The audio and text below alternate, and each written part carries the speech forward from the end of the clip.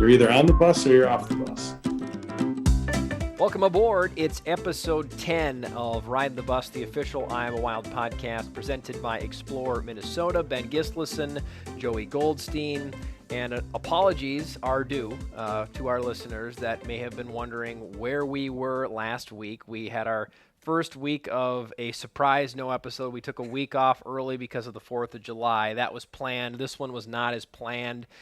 Not that we want to spend a lot of time on the podcast talking about issues, but it was really Murphy was running rampant. Murphy's Law was hitting us last week. What could go wrong did go wrong, trying to schedule things. We had travel issues. We had illness issues. It wasn't meant to be for an episode last week, unfortunately. Yeah, listen, it's life. These things are going to happen. There was just nothing we could do about it. I was out of town. My flight back got all screwed up, and then we thought we had it. We were going to make it work, and then Allie was feeling under the weather. Allie Brown was our guest this week, feeling under the weather, so we had to move it again, and it's just rather than scrap it and throw something together last minute that we weren't happy with, that you guys wouldn't enjoy, we said, you know what, let's do it the right way. So we put it off, and here we are this week doing it right. And episode 10, we thought no better of a way than to delve back into the archives of the Iowa Wild, someone who's been here for all 10 seasons and really done almost everything there is to do to help bring the organization to where it is today, and that is Vice President of Vice President of Business Operations, Allie Brown. Yeah, she was great. Memory's not fantastic, but I can't fault her for that because you know what? Mine is no good either. Well, and think about all she has crammed in there. Yeah, there's a lot to think back on. And some of the questions that we asked, I don't know if I'd be able to answer those the same way if I was, or a different way, I should say, if I was with an organization for 9 years like that. I mean, there are things that I think back to. I mean, I spent a lot of time in the Sharks organization. There's a lot of things that I don't remember about my first season working in professional sports either. So I certainly can't fault her there, but it's, You talked about it in the interview. She's someone who leads from the front, and that's such a key trait for a leader, a people manager. Like you want to be someone who's not above everybody else. If it's something you got to get your hands dirty, you'll do it. She's with us after games. We're breaking things down in the concourse. She's the first one to be rolling up banners and doing all that kind of stuff. So it sets a good example for the whole staff. And I think everybody sees that and kind of uses that as kind of not motivation, but kind of models themselves after that. Back in the studio for the first time as well. In a few weeks, we had the Faircast, which I think by all accounts was a big success considering how loose it was and how unscripted it was. Not that this is scripted by any means, but this is a lot more formal studio lights. It's maybe a little more put together, not as jumbled as things were for the Faircast, but I enjoyed it, had a good time. I thought we really, especially in the content side, got to see you come out of your shell. Not that you've been in your shell in the podcast, but tell us more about how much you, I think, specifically enjoyed the content that we put out going around. You had the cowboy hat. You were all in for that day out at the fair. Yeah, I really enjoyed sitting back. I kind of took back seat in that and said, this is Joey's time to run. That stuff's fun. I mean, I like doing the man on the street type stuff. I watch videos like that all the time, and I've been kind of the person behind the scenes helping with that stuff, but when I find myself behind the scenes doing that, I'm more like instructing, like, hey, do this, say this, ask this question. So it was nice to not have to give the instructions, just do it. But I also felt like it was important to have you there because I wouldn't have missed it. I am like, Ben is the face for the Iowa Wild. He's our frontward facing kind of guy. Everybody knows Ben, and the players, the broadcaster. Nobody cares about the director of marketing. We're changing that. We're changing that. But one content piece at a time. And I've got no problem being on camera and doing things like that. So I think it was fun to do. I think there were, if you saw the Man on the Street video, there were probably a lot of funny moments. I do think there were a lot of pieces that just were left on the cutting room floor for timing reasons that didn't get included. One of those, I don't know if you'd call it a bet. It was kind of a bet. We challenged each other to eat fair food and not listen, we had corn dogs. They were great. We also had more obscure corn dogs, I could say. You had an alligator corn dog. I had a rattlesnake corn dog. Wasn't great. Neither one was that good. I was terrified to eat the rattlesnake corn dog. Don't know why. Just absolutely terrified. That wasn't for show either. I could tell you were legitimately very nervous. Yeah, about and that. I don't know. Yeah, I don't know. For no reason. I'm just a giant baby sometimes, and that was just a prime example of it. So, yeah, Marquise can actually. That's a great way to. We'll put that in. We'll put that in right now. You can see it. All right, so this is not your typical ride in the bus penance or bet. For once, I didn't lose in something. We've got Joey over here who's holding a rattlesnake corn dog in his hand. I'm holding an alligator corn dog in mine, and we've both been challenged by each other to try these exotic foods and then to tell you how they taste. So without any further ado, you want me to lead off, Joey, or you want to go ahead? Now, I should say, Joey has been nervous. He did get a review from another fairgoer that said that the rattlesnake was not very good. So that didn't help, did it? I'm like genuinely nervous for no reason. Like I got butterflies in my stomach about eating this. It's got venom sauce, which she was like, "You want venom sauce?" And I was like, "I don't know. What is that?" She's like, "It's Is really it not going that to kill bad. me? It's like avocado and a little bit of spice." It smells very good. It does smell really good. I'm going to let you sit and wait No, longer. no, I'm going first. I'm going first with the alligator with the venom sauce. Terrified. All right, there was nothing. Arms away. I mean, it looks like a normal thing. I don't. I got to get through the corn dog part. So don't like give me like the. If it's bad, I don't want to know. Actually, I do want to know. You tell me. I give it a 5. Out of 5? Out of 10. It's okay, but it doesn't have that good corn dog pop that you're used to. It's just it's actually it's a little bland. All right. A little bland. I like the sauce though. The sauce I don't is know good. what I'm getting into. A little more of a dippage in the sauce. What if you don't like the sauce? And what if I don't like the? We're doing it. 3, 2, 1. Keep going.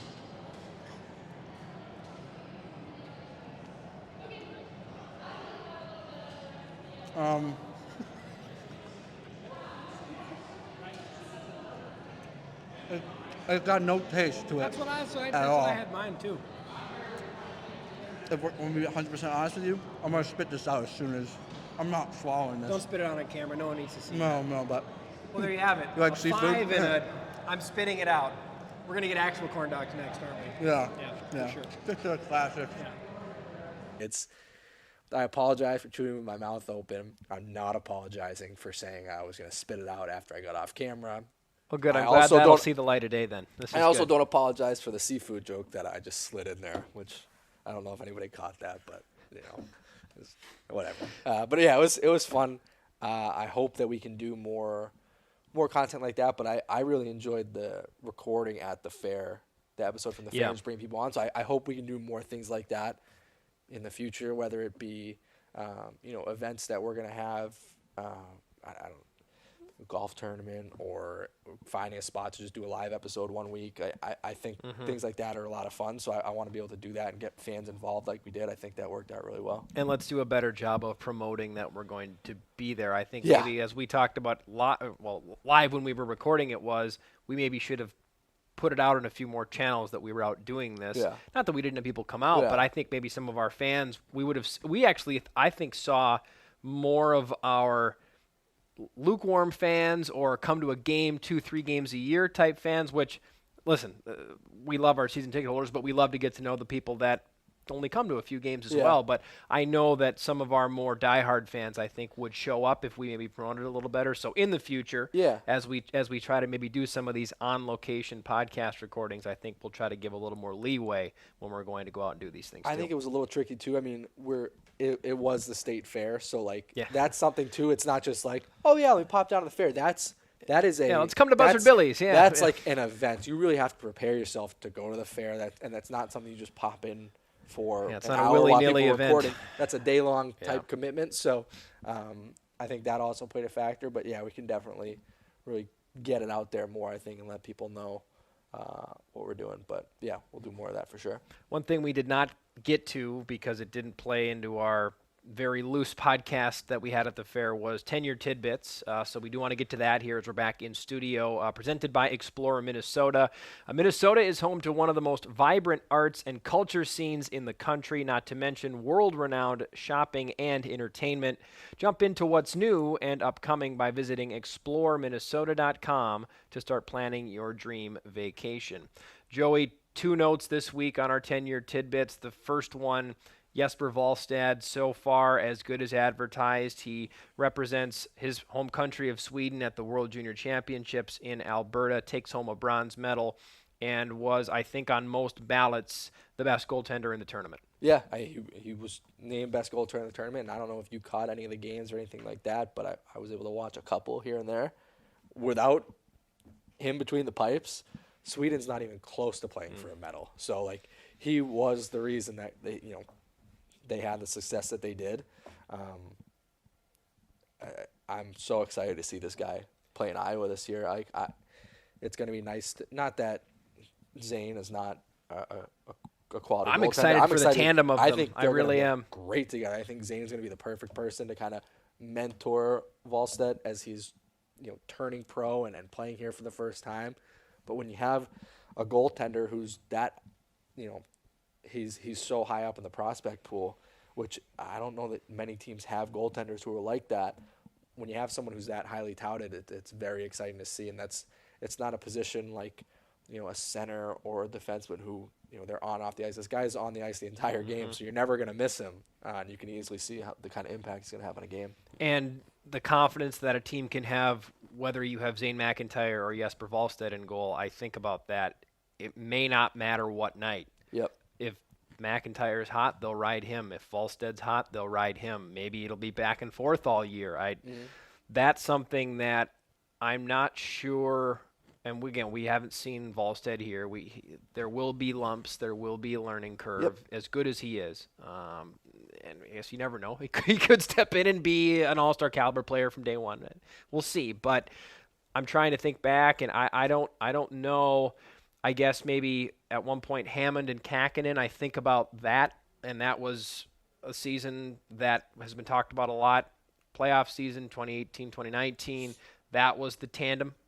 You could see that, but you could almost argue that perhaps Wallstedt is an even more exciting prospect than Kakkonen was. Yes, Kakkonen did, of course, win the Baz Bastian Award as the goaltender of the year. We yet to see if Wallstedt could put up those kind of numbers to do that, but that could be a little bit of what fans see this year with McIntyre and Wallstedt as your 1 and your 2, or your 1A, your 1B, whatever you want to call them. And that's such a healthy way to win hockey games, to have a staple tandem in the back end, because it's just in today's NHL, AHL hockey, you don't see goalies playing 50 games, 60 games anymore. No. It's just not sustainable anymore. Goalies see too many shots these days, and the shots are too quality to see these days. So to have ample backup options, no matter who it is, if it's McIntyre on a given night, or to have Wallstedt on a given night, or potentially yet to see, could Hunter Jones battle for an opportunity here. So there's all of a sudden there seems to be a lot of options for Tim Army and for Richard Bachman, the goaltending coach, at their disposal, and that to me is super healthy. Them. I don't. No, those are tough decisions to make, and I'm glad I don't have to be the one to make them. The other tidbit, another player, we've talked about Wallstedt a lot. Haven't got to talk about this player yet. We will now. Sammy Walker signs with Minnesota after coming off 3 years as the captain of the University of Minnesota, the first Gopher to ever do that. And think about that program and its history. Yeah. Pretty incredible program behind them coming into so many years of success that the Gophers have had. I have a memory of Sammy Walker. When I was with the Buccaneers, he had a brief stint with Sioux City before and after. So he played before his senior year of high school at Edina in Minnesota, and then after his senior year of high school at Edina. One of the single most dominant players I remember watching in my 3 years in the USHL was Sammy Walker, and I've said this to people long before he signed with Minnesota, but now I can talk about it again. I remember there was a few shifts where he was a guy who played primarily high school that year. Sure. and a lot has transpired since then. This is a different level than the USHL. I understand all those things, but this is a forward with immense speed, and clearly he's a leadership type player. I know he was courted by a few different teams coming out of his collegiate years this past summer. So to get him signed, to get him as a two-way guy who will likely spend a lot of time here, I would imagine, that bolsters what's sort of turning out to look like what might be a pretty nice roster for Iowa this year. Yeah, it's exciting to have somebody. I think the organization does a good job at finding guys who are good quality people, leadership type players. And you look at a lot of guys in this roster, and most of them have worn letters at some point in their, competitive hockey careers. I think bringing in Walker is going to be really exciting. He said he's quick, he puts up points. I think I love that Minnesota's able to get these guys who play locally, they're from Minnesota, to stick within the organization. I think that's certainly something that's really exciting. But for him to choose Minnesota, obviously he got drafted by Tampa Bay, but turn down Tampa Bay is not an easy thing to do.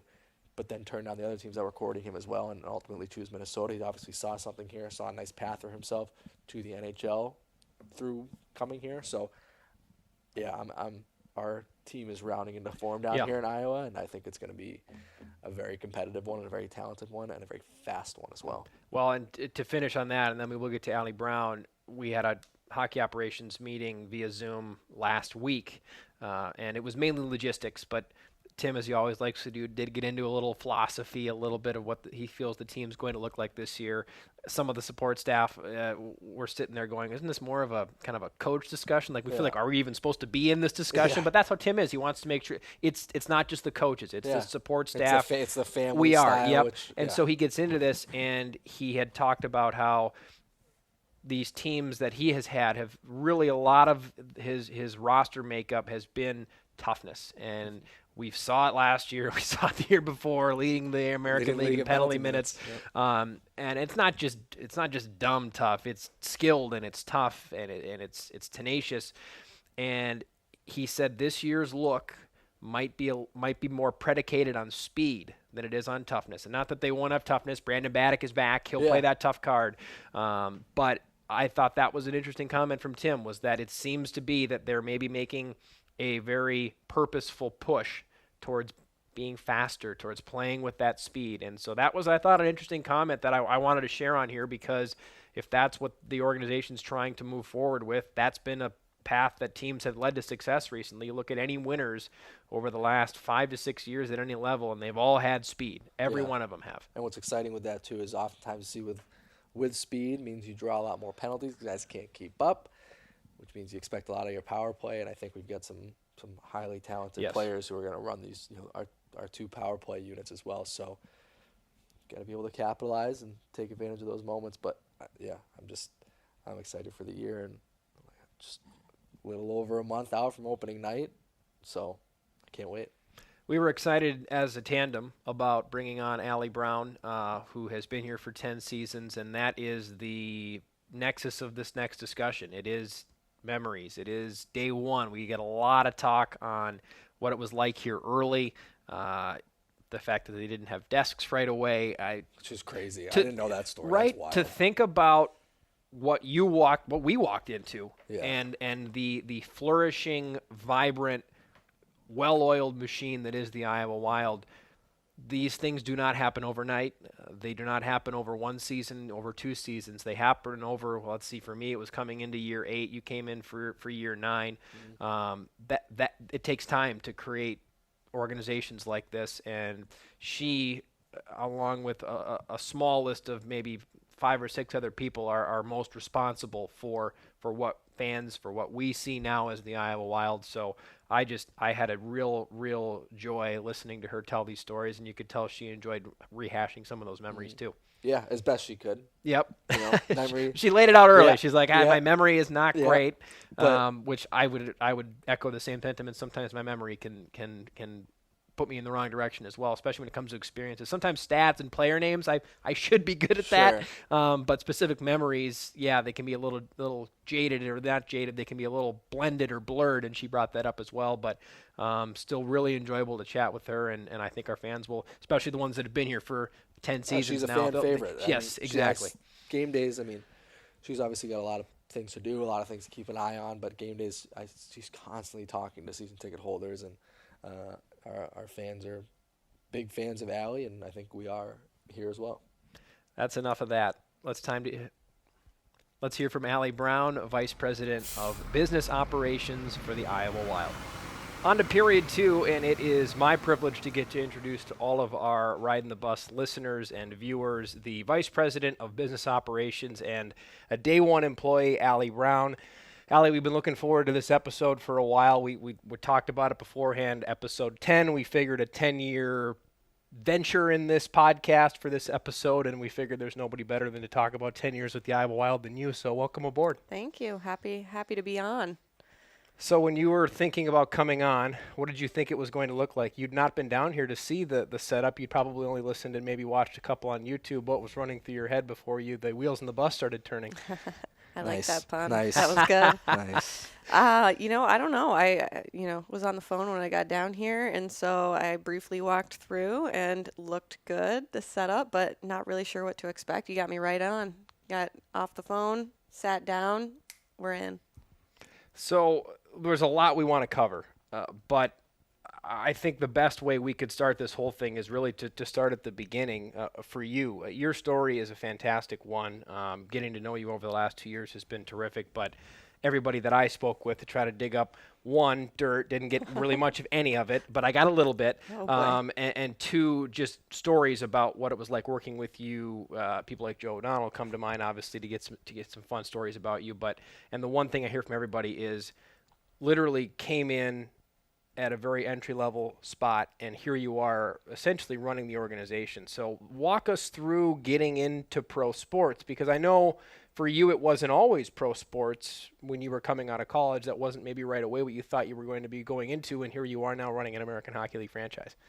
Yeah. First of all, when you said you dug up some dirt, the first person I thought of was Joe O'Donnell. It's like, I bet Joe gave you something. But yeah, going back to how I got started, I went to the University of Iowa for college. I got an internship working in sports, and so that was really my first taste of sports, and it was really in sales. It was in premium seating, sales, and promotion, and from there, I just loved the passion that the fans brought to the arena.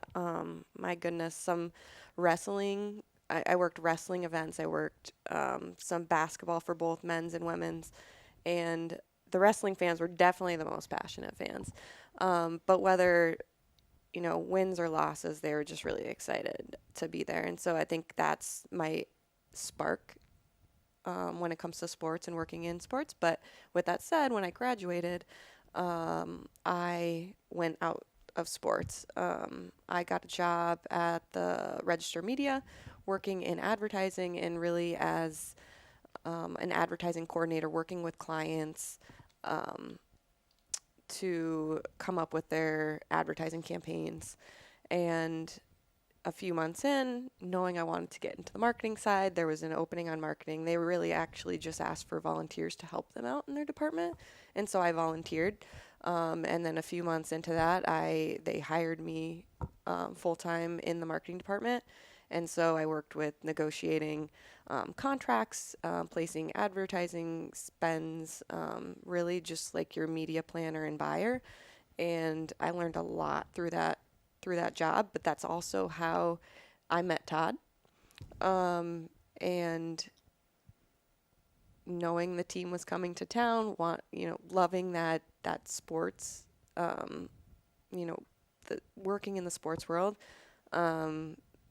I kind of jumped from working in marketing and advertising and jumped into hockey, which I didn't know much about. But kind of the rest is history. That was actually one of the first questions I wanted to get to. Tell us what you knew about hockey before you became a hockey person? Because I've heard it was not very much. Oh yeah, wasn't it's near nothing. I watched the Mighty Ducks. I knew it was a sport on ice, and I'm a pretty athletic person. I played sports growing up. I've seen you golf. I'm not a great golfer, but I do enjoy. I do enjoy being outside, and I love being active. But I knew nothing about hockey. I had never been on skates before, and all has changed since then. Speaking of change, and you and I have talked about this away from the cameras before. Take us through the comparison to what the Iowa Wild looks like right now and what it looked like 2013-14 in its inception season. Yeah. I guess how much time do we have? Yeah, it's changed a lot.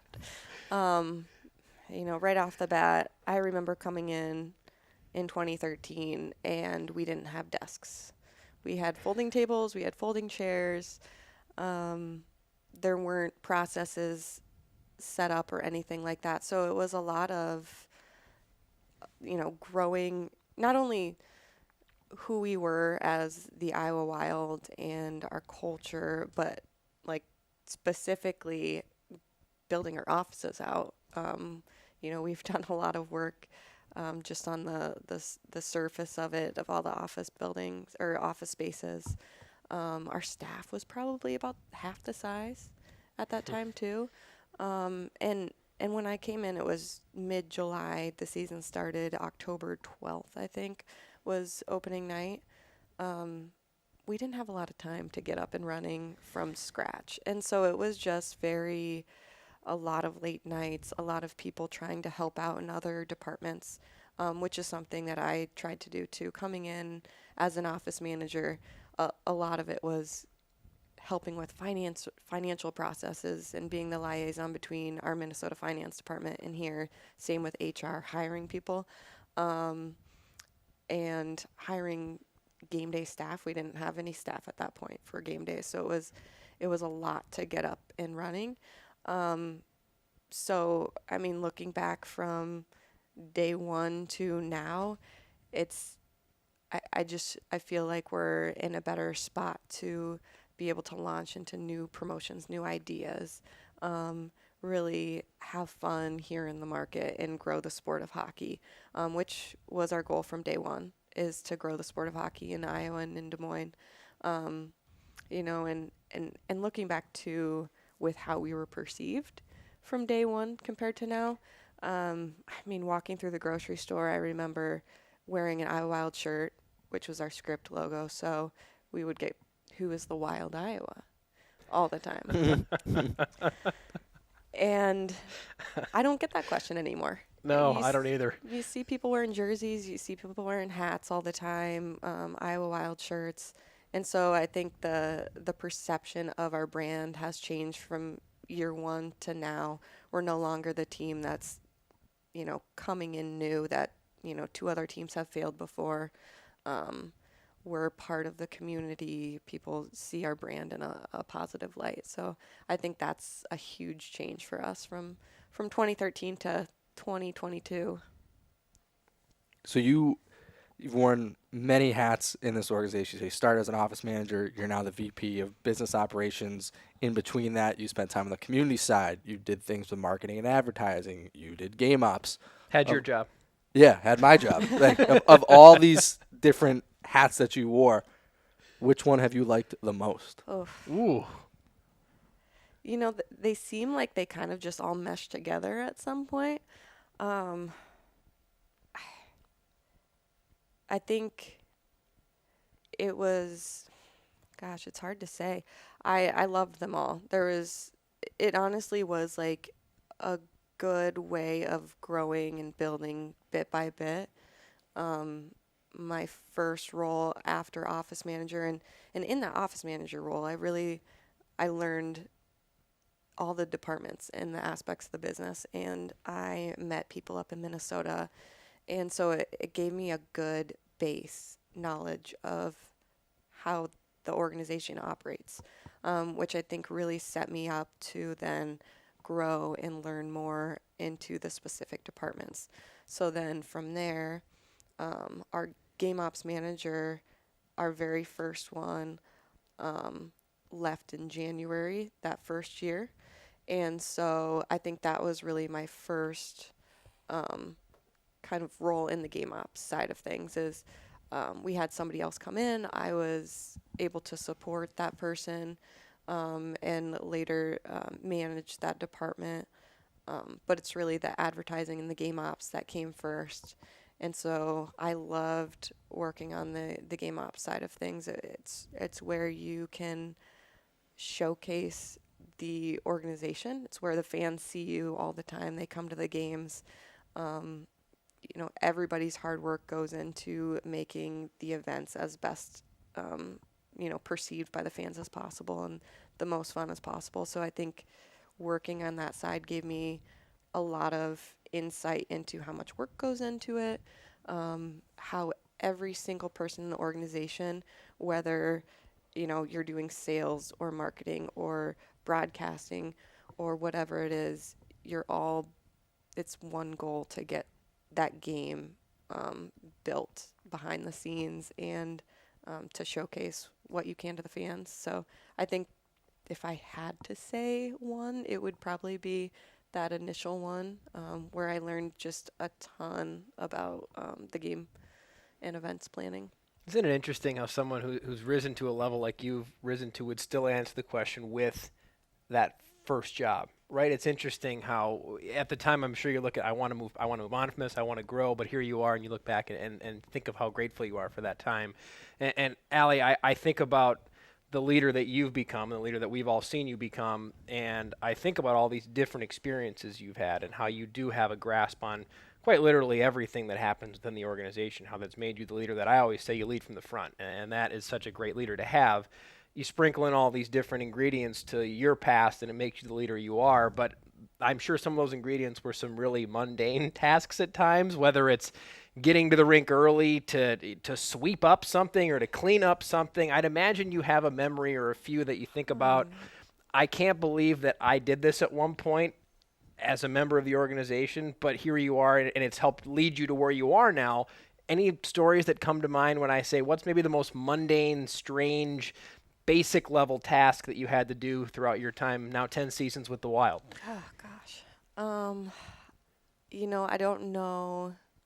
I mean, there's a ton of tasks that are just something that the full team needs to do to get something done. We still probably fold pocket schedule boxes. There are, for teddy bear toss, we're counting teddy bears one by one. Things like that come to mind, but not necessarily mundane, but something that I didn't really know what I was doing, that I just did to help out was I remember year one, we had two players that came from Canada who didn't have bank accounts set up, and they needed to set up bank accounts for their paychecks. And I was like, I will go take you to the bank. I will help you out, but I don't know what I'm doing. Like, I can't answer your questions about what account to set up. They'll have to do that. So I'm pretty sure it was Zach Mitchell, and then there was one other, Brady Brassert, who I drove to the Wells Fargo bank and sat with them off to the side while they got their bank accounts set up. But just little things like that I just never thought I would be involved in, but it helped me understand just the different aspects of the business. And on that side of, that was the hockey ops side of things too, is, what players need to do if they're not from the U.S. in order to, play in the U.S. and get their paychecks cashed and whatever they needed to do. But it's just tasks like that are, if you think of working in a business job or what I was doing at Register Media, it was just kind of a cool task to do, thing to help out with that I would never have pictured doing. Yeah, there's some, I'm sure we've all got stories like that. I know we talked about it with Bill Guerin, trying to find stories like that, and Steve Eisman having to drive guys up and down Michigan over the border and things like that. Going back to that first season, talking, I mean, we're roughly over a month out from opening night for our 10th anniversary season. What do you remember about opening night of the inaugural season back in 2013? Like, what stands out to you? Is there anything that, like, still sticks out in your mind to this day? Anxiety. Probably anxiety. I don't have the greatest memory, to be honest. There are many years just kind of like meshed together. That bodes well for a lot of my questions, so that's great. I love that. Good. Yeah, I don't know how great my answers are going to be with this, but We'll find out. yeah, I do remember being pretty excited. It was my very first game. I think that was probably the first hockey game I've ever seen. Was our game. So it was, I do remember winning. I remember the old video board, and we did a pyrotechnics underneath the video board for the starting lineup. I know there were things that did not go well our first in terms of production. I don't know how, if the fans perceived that, but I know there were a lot of things that were like, oh no, like if it happened now, it would be a big deal. And it was the first year. We had a few months to start up, so it was just kind of, that was your first shot at, the perception of the fans. So it was like one of those moments where you're like, oh no, but we won. And so I think winning kind of takes Masks away everything else. Yeah, a lot of those pieces that may not have been seen by fans, but yeah, I think it was stressful for a lot of our staff. I do remember that. I remember it being fun. I remember for a while I was kind of floating around to different areas just to see who needed help in what departments. I would always go up to the booth with Joe O'Donnell and really just listen to him talk about hockey, on the air, and try to understand it more. So I do remember those things from early on, but yeah. How much was the fact that Des Moines had seen the Iowa Stars, became the Texas Stars, and then the Iowa Chops fail? How much was that talked about as you were leading into building this franchise and not making the same mistakes, doing things differently? And maybe, if you can remember, what was identified as, here are some of the things we need to do differently because the Chops and the Stars didn't do this, and obviously they are no more. I don't remember talking about it a lot as internally for our staff. Like that wasn't a big piece of like, we need to do better than these teams. It was talked a lot about by media, by fans. We just didn't have a lot of confidence from the Des Moines Metro, from our community yet. And so one of the things that we did differently is really just ingrain ourselves within the community.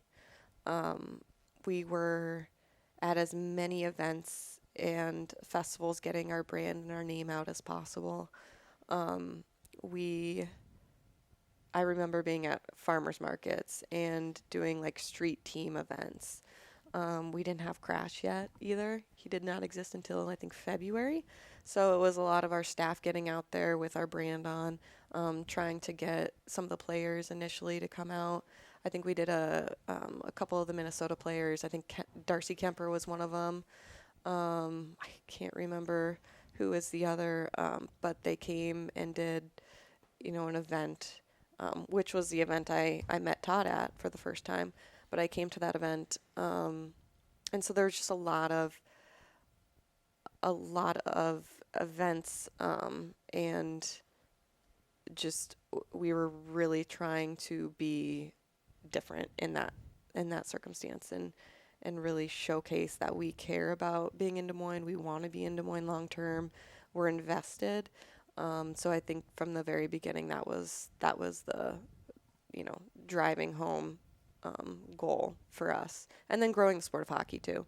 I mean, I told you guys I didn't know anything about hockey from Northwest Iowa. I think Sioux City was the closest, and they're an hour and a half away maybe from me. But there's not a lot of opportunity to play hockey, not a lot of opportunity to get on skates at all. And so I think coming in knowing that about the state of Iowa allowed us to really focus on that too, and growing the sport and just getting people on skates.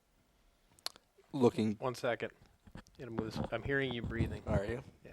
That's not There, good. yeah, there you go. All right.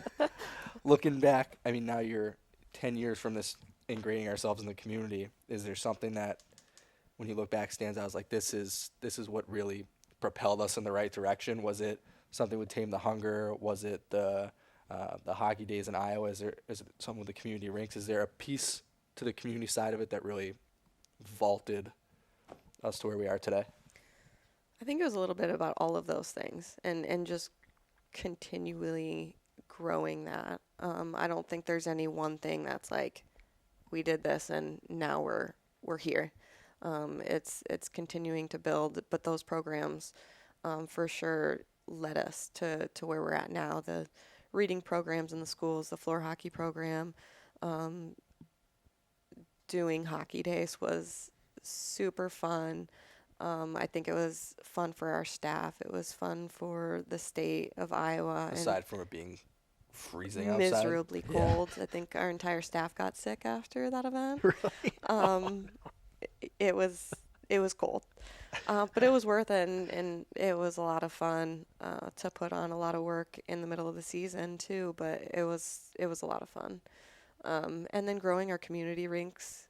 It's nice to be able to go out there with, myself, but it's also nice to see kids out there skating on the weekends or at night after school. So that program has really grown hockey, I believe. The Crash Course program is a lot of fun to see, and it's a lot of fun to hear those stories too of, hey, the first time I got on skates, or the first time my kid got on skates was at the Crash Course program, and now they're playing in leagues. They're in Des Moines Youth Hockey, and they're traveling around to play games. So I think that's another component to our growth of hockey in this community. So I think a little bit of all of those things. Joey asked about the turn community-wise. I'm curious, if you can remember, was there a turning point for the franchise where maybe you looked back, or you got done with a game, or you got done with a season, and you went, we're not just the fledgling team that doesn't have desks anymore. We feel like we're really a part of the league now. We're here to stay. Was there a point where you can remember thinking, boy, all of a sudden we've really legitimized ourselves, and maybe what were some of the things that led up to that moment for you? Yeah, I think after, first off, the first couple of years were rough on the ice. And so we really focused on community. We focused on game operations. We focused on providing a good experience for our fans outside of, on the ice. And so I think the focus on that, little by little, you could really see how we were building the business side. And building the fan experience. So and then, year 2, I think we won the Fan Experience Award. So I think that propelled us a little bit into, let's do more. Let's build this more. Let's focus on our experience and do some fun new things when it comes to the game production. It helped getting a new scoreboard too a couple years in. It might have been year 2 or 3. It was right before the NHL preseason game, so it was not until 2018. But anyways, I think some of those pieces really helped us grow. One in particular I could think of that we were just really excited about was after the CAM concert. We had, I think, the biggest crowd to date at that time when we hit the CAM concert, and it was a new promotion for the market, but also new promotion for us. It went really well in terms of just the behind the scenes event. Everything went really smooth. Fans were excited. We got new season ticket holders because of it. And all of this when the team wasn't playing so great. So I think just having something for the staff to rally around, getting a big crowd in Wells Fargo, it really felt like it was a turning point in a sense. Is hey, now we're doing this, now we're cooking, now we're rolling. And the awards started falling after you mentioned the best fan experience. That's 2014, 15, 16, 17, social media department of the year, 18, 19, best fan experience, social media team of the year in the AHL. They really started to compound after you get that first one. What do you remember from those seasons? What do you remember some of the campaigns, whether it's marketing, whether it's in arena, that really helped drive success that not only you could feel and the team could feel, but obviously the hockey community felt with some national acclaimed awards there from the American Hockey League? Yeah, I think we really started honing in on wanting to be, and we did really from the beginning, but we wanted to be a professional team. We wanted to put together an NHL product at an AHL arena, an AHL for an AHL team, and so we really focused on building that. From marketing campaigns to the production of our graphics to our video as well. And I think when I think back to some of those campaigns in the early seasons, our video production was probably some of the best in the AHL at that time, because we did bring on Trilux, and we created some of the best intro videos. And then we started this developing series. So I think we had Developing Tuck. Alex Tuck was one of our first ones. So I think some of that brought a lot of that professional brand imagery to who we were. And just started kind of snowballing from there. I also, when I think back to those years, we had a lot of talent, when it comes to our social media, when it comes to like the game production, is we had a lot of talent in here, and a lot of these folks are off to, NHL teams now and thriving there. So that's pretty exciting to see, but it's also a lot of good memories when it comes to building who we are today. NHL product for an AHL team. I might start using that. I really like that line. That's I a proper. I use it all the time in the marketing office. Yeah, it's a proper representation of what goes on here. We've talked a lot about the team. Allie, I want to ask you a couple of questions about you as well. One thing that when I think about the pattern that you have had and where you've come from, what has 10 seasons taught Allie Brown about Allie Brown? What have you learned about yourself through this decade, the journey that you're still on today? Yes. Yeah, I can handle a lot. I have learned a ton. I have learned that, I just love it. I love the challenges. Every day is completely different. And that's something that I love. Every day is a new challenge. When I think about potentially other roles that I could be in other industries, there's not one that I can really pinpoint that would be like working in sports. Even from, I was just talking to our game ops manager about this, but as simple as like the glass coming out in warm-ups, which has never happened in the first 8 seasons. That happened in season 9, and just in that moment, like not knowing exactly what to do and having to kind of figure it out behind the scenes, so I think every day I'm still learning, which is a lot of fun. And so I know that I love that. It's one thing that I've wanted to have in a role in a career, is the ability to continue to grow every day, and this allows me to do that. So on the leadership side of things, you've had a lot of people working for you move on to those, big time roles in the NHL. I think immediately of Brad working in Minnesota right now doing game operations. Is it something that's always been there for you, that leadership, kind of those intangibles? Did you learn that from, different managers that you had growing up or coming up in your career? What is it that gives you that, or gives the people that work for you that empowerment to succeed, basically? Yeah, I think maybe a little bit of that comes naturally, but I have learned a lot from Todd too. Really kind of giving me the resources I needed to learn and grow. And so, I think I'm an empathetic person by nature, and I really care about people and their goals.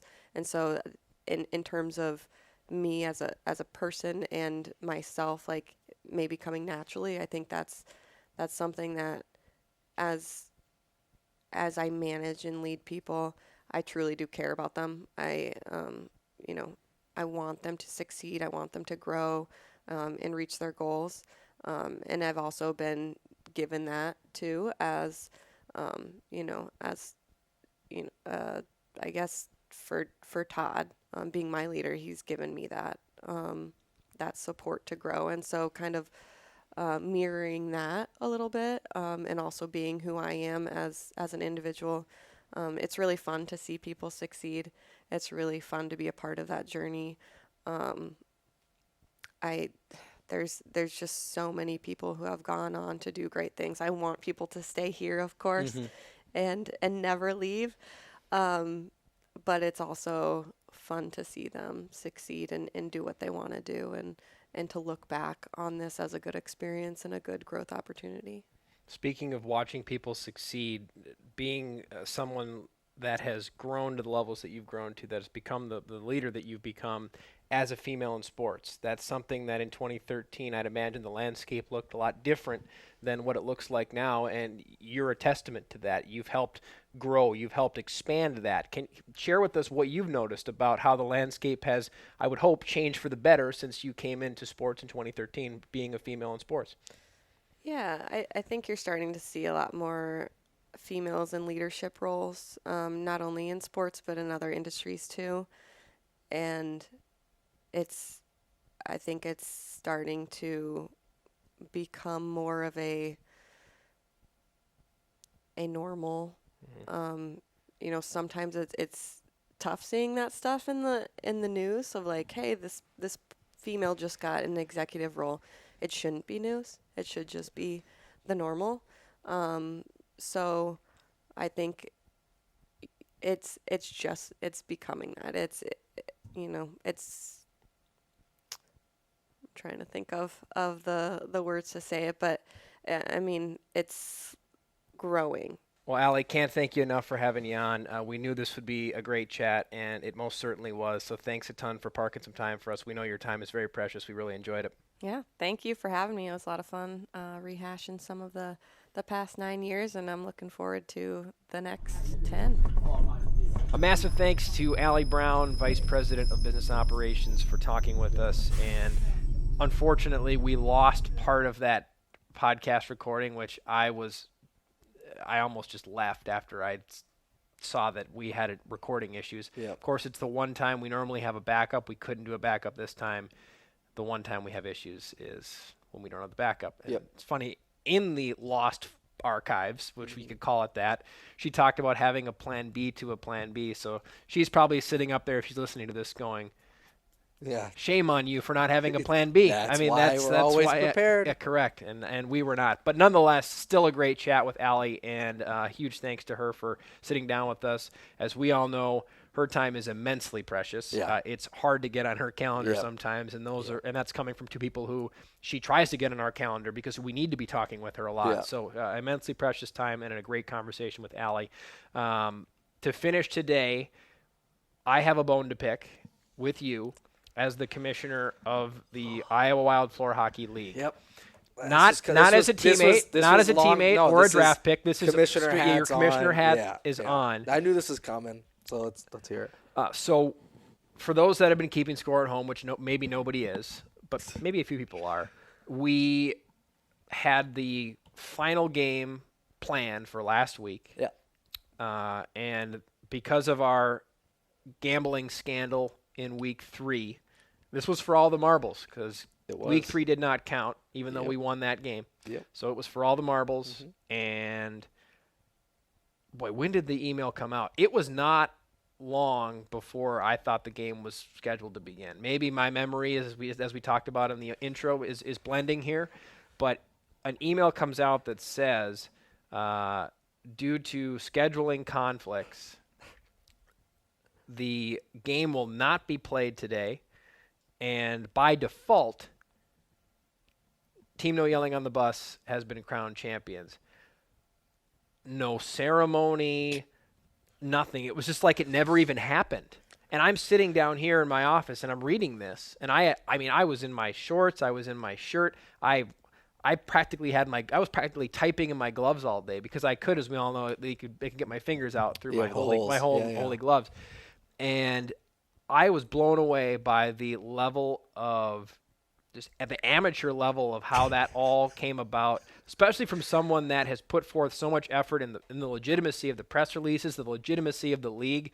It was a catastrophic ending to what I otherwise thought was a really strong campaign from you and your team. Also, your co-commissioner just left mid-season. Yeah. So you had that too. I mean, yeah. there might be a probe into the commissioner office about what happened. It was just disaster. Here's the deal. Coming from the commissioner's office. All right. Listen. What was your official statement? It's not my fault. Wasn't that your official statement to the media was it's not my fault. It's not my fault. I'm going to be honest with you. I was just as disappointed as everybody else was when news broke. I probably caught wind of this potentially being an issue on Monday. And I realized that the league office put something out pretty late, probably a couple hours shy of game time on Thursday. But that's only because we were diligently trying to make sure this game still got played. Caught wind of it about Monday. As many of you who watch this may know, we had a season ticket holder event on Thursday night. They were watching Miracle, like a drive-in style, go play games, watch the movie Miracle. Great event, by the way. Which was awesome. Yep. But with that, I mean, it's a season ticket holder event, so a large majority of our ticket staff had to be there. Sure enough, a large part of our floor hockey league is also made up of ticket sales staff. So I knew we were maybe going to run into some issues. And we also had people who were out of town, weren't going to be available. I think when I looked at the rosters, I think our team was fine. We had plenty of people. We even recruited Alec Lesnar, the new media relations manager, to play for our team, which I threw out there. I said to everybody, I said, hey, this guy's a free agent. You might want to try to recruit him. Wink, wink, nudge, nudge to the other side. And I know you were on it right away. Instantaneously. He even told me he was told he could not play for another team. It's true. So you kind of I flexed a little there. You kind of flex the I'm your boss, you do what I say kind of thing, which is, hey, whatever works, whatever floats your boat. But we had enough people. The other team was ticket staff heavy, and they had people who were out sick. They said, I got a lot of work to catch up on before I leave for the movie event. And then we had guys that they didn't want to show up to the movie event all sweaty. We had guys that not a valid excuse. They said they were going to have to leave 30 minutes into the game, and I was like, you know what? This isn't going to work. There's no way we're going to be able to play, so we're going to have to cancel it. And unfortunately, there was no plan B, like Allie said, because the dates to which we could set up and play floor hockey in this building were limited because now we've got shows and whatnot coming in, and our goal was to have this league done before Labor Day hits. Do it in the parking lot. I have, where my qualms are is was there no investigating how else we could finish the league? It was just we'll give the trophy away. Nothing was exhausted. All right. Nothing was exhausted. We can't play there. We can't play anywhere else. Fine. I knew the parking lot. That's a big parking lot out front. It's a big parking lot. I know the building. There just wasn't a lot of space in the building to play. Also, out here is cemented at Wells Fargo Arena. That would be cool. All right, listen, everybody. I was unaware that was all cemented. Every time I've been down here, the football turf is in, and they've been done for a month. But the turf was still down, so I assumed that wasn't going to be an option. Listen, did I drop the ball? Yeah. All right. Could I have made more of an effort to find a way to get this game done? Yeah. Is it still a possibility? I guess maybe. So now you're going to go back on the official league word that you put out. If I'm just going to be getting flack from you two nonstop, then like maybe. Yeah, Marquise, this is such a calamity. I had a trophy ready to go off and everything. camera is chiming in about I had a this trophy now. ready to go and everything. Listen, I'm just as disappointed as you guys. You are under fire. I'm under fire, and listen, if there needs to be a vote to remove me as commissioner going into next season, that's okay. I'd like to hear from the fans. Should we vote to remove Joey as commissioner? Listen, let me just state my case. We can have the vote, but I'm going to state my case as a commissioner and why I should not be removed from my role. I lost my assistant to the commissioner halfway through the season, which is a problem because, as everybody knows, the assistant to the commissioner does all the duties, as basically. The commissioner is the face. The assistant does all the work. It happens in the NFL. It happens in Michael Scott in the office. Everybody knows the commissioner. It just the guy's running it for him. So my assistant commissioner left, which was a problem because commissioner's schedule gets pretty busy.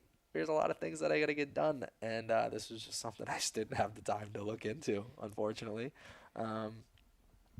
But I will say, if you are thinking about impeaching me as the commissioner, you're not going to find anybody who puts in the effort that I did. I mean, we're getting recaps. We had a draft. I mean, your next commissioner is just going to be like, just go out and play. Have fun. We'll see. Everybody play. Only time will tell on time that. will play. Listen, if you want My to final me, comment on the whole thing it. let's go back to episode. This is like was I it feel like I'm 8? talking to my buddies playing fantasy football. No, back episode home. 7. If you don't want to have me be the commissioner, that's fine. Someone else can take it. My final comment, and then we're going to wrap, is let's go back. I think it was it episode 7, Bill Guerin? Bill Guerin episode. Yeah, okay. When I asked him about duties he's had to take on because things fell through the cracks, what did he say? It always falls back on you. As the leader, as the head of an organization, it always falls back on you. And your official statement was, it's not my fault. Yeah, so that is the last we're going to say on it. There are just things that are out of your control when you're running a floor hockey Bill league. Guerin would never say it's not my fault. Yeah, even if it wasn't his fault, he wouldn't say that. That's because Bill Guerin's too good to be running a floor hockey league. Like, what are we doing? I mean, listen, my hands were tied. People were sick. I can't not have people get sick. I can't move season ticket holder events so he can play. But could have found a way to finish the season, even if it wasn't that day. I think that moving that day was understandable, but we didn't find – for example, we couldn't do the podcast last week, but we still did it this week. Dead air. Nothing. Give me 2 honks for the win. Nothing. Get me out of here. But anyway, in all seriousness, thanks to everybody who made this podcast possible today. Marquise Jones, as always, doing our editing, as well as Jeremy Core with Executive Podcast Solutions. Also, Allie Brown, of course, for that time and a great chat with her. And last but not least, Joey Goldstein for doing a great job on the podcast and a subpar job as the commissioner of the Iowa Wild Floor Hockey League.